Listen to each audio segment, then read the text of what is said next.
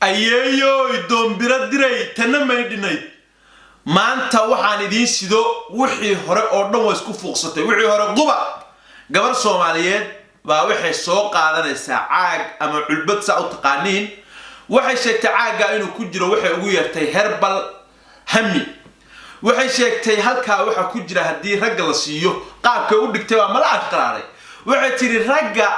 waxa weeye uu caarku ka jilcay hadii alaabta la siiyo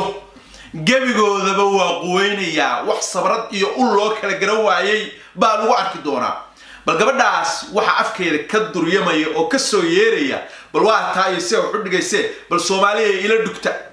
halkan sida u jeedaan xalahami helbar family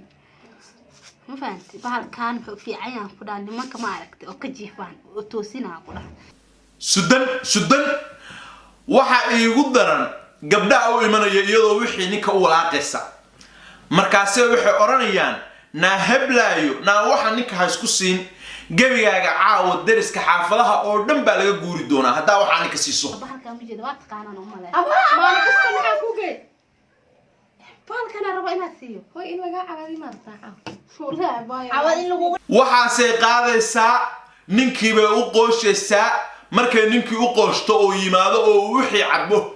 buu gabigeediiba intuu sidaa ula kaco oo meel ula maray aadan garanayn boqolkii hurdada la geliyaa gabadha qeylada iyo waxa ka baxa waxaan ku iri waa asqaraaraysaa waxa ii soo baxday Soomaalidii inay brankiga geedkii la oran jiray ay khalad ka fahmeen mar haddaan ahay oday YouTube muddo badan ku soo jiray waxaan rabaa inaan wacyigelin yar oo halka aan idin hor tusaaleeyo gabadha iyo barnaamijka ay soo sameysay ee dhaqanka Soomaaliyeed iyo dadnimada iyo diinta khatarta ku ahna aan wuxuun ka iraahdo intaan barnaamijka